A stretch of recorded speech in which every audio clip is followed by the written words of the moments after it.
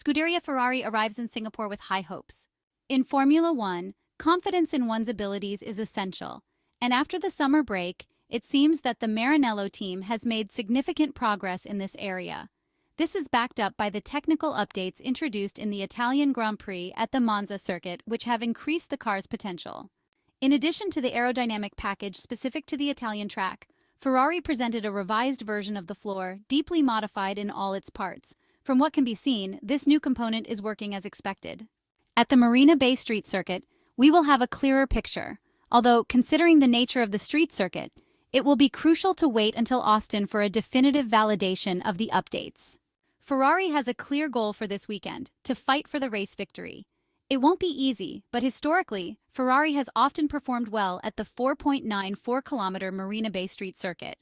The main rival remains McLaren, a team that, despite having wasted valuable points in the championship, has a technically very competitive car.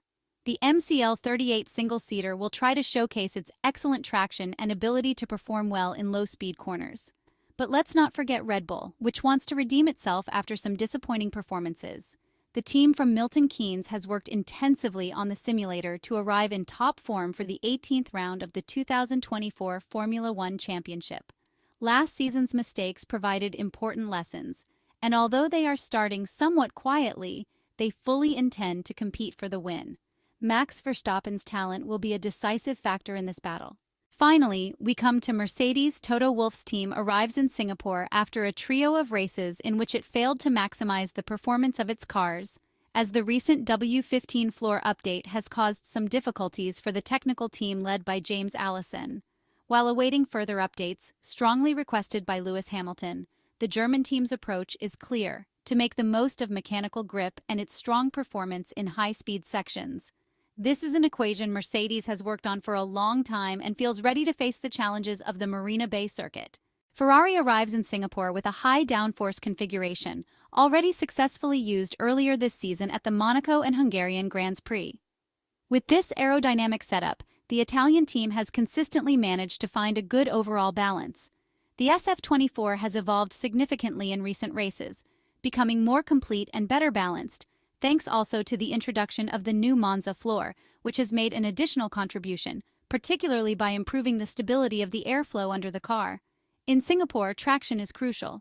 Despite the fact that Ferrari is not the best in this area, it compensates with excellent front-end responsiveness. This allows the Maranello team to effectively shift the balance towards the rear without excessively compromising front-end performance.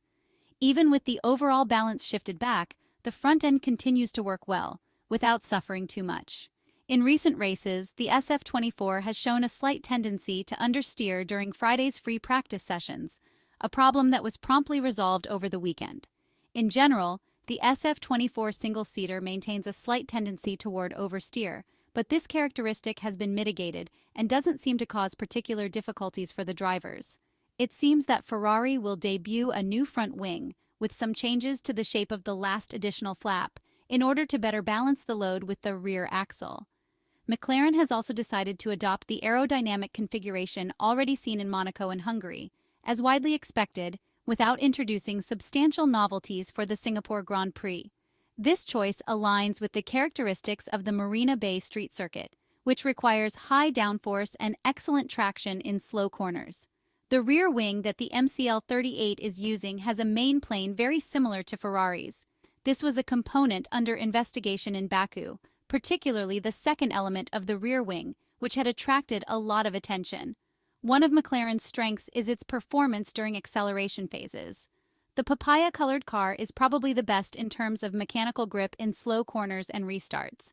This is a crucial advantage on a street circuit like Singapore, where the ability to exit tight corners with good acceleration can make a difference in lap times. Thanks to this traction strength, McLaren can focus much of its setup work on improving front axle balance. It is essential that the car's front end guarantees the right precision and responsiveness in direction changes, which are indispensable for effectively tackling the numerous slow corners on the track.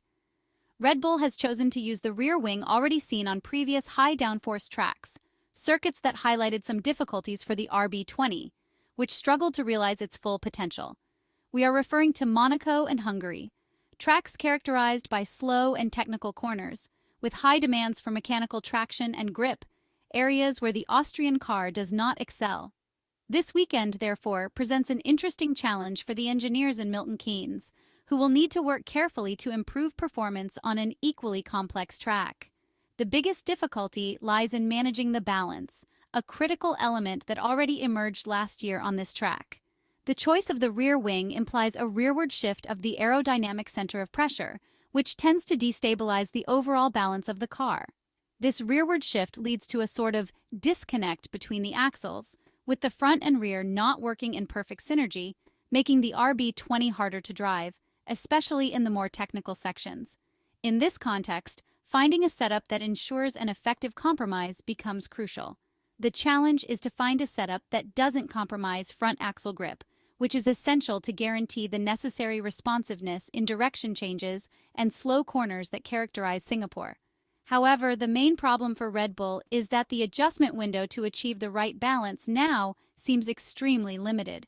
This has been the conclusion over the past 2 months. Small variations in the setup could cause a significant drop in performance, making the search for an optimal setup even more complex. Finally, we come to Mercedes, which is adopting a high downforce solution at the rear. At first glance, this setup seems to produce slightly less aerodynamic load compared to the main competitors, falling just below the estimated optimal load level for the twisty Marina Bay Circuit. In recent races, the German F1 team has lost some overall balance. Singapore is a fairly well-defined circuit in terms of corner types and with fewer compromises. Therefore, building the setup should be less complex. Scuderia Ferrari is determined not to repeat the second-place result from Baku, and is still vying for the Constructors' Championship, which remains up for grabs. After a misstep in Barcelona, Ferrari's engineers boosted the performance of the SF24 with the floor introduced at Monza. However, there was still a step missing to improve the car's handling. Now in Singapore, the new front wing makes its debut on the Ferrari SF24 and will examine its updates. Ferrari has always performed well at the Marina Bay Circuit, demonstrating excellent traction and turn-in ability to handle the numerous 90-degree corners. However, the new SF24, the one we saw at Monza, still suffers from slight understeer, a characteristic that prevents optimal balance in the car and is something Leclerc is not very fond of. This was evident at Monza, where the front wing was very low on downforce and didn't provide much support at the front. Following the debut of the floor with redistributed downforce, the last element to help limit the issue is the front wing, which is arriving just in time for Singapore. The new specification doesn't feature major changes or large differences in the flaps.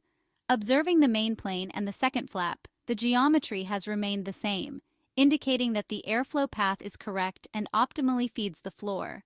What changes with the new specification are not the flaps, but small elements that bring significant aerodynamic benefits.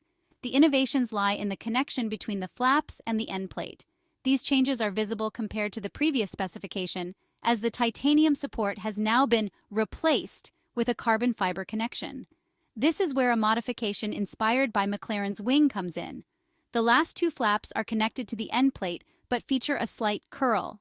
This allows the new wing to generate a much more effective vortex toward the outside of the wheel. This modification introduces several advantages, as it accelerates the outwash flow and improves local low pressure for a better front end.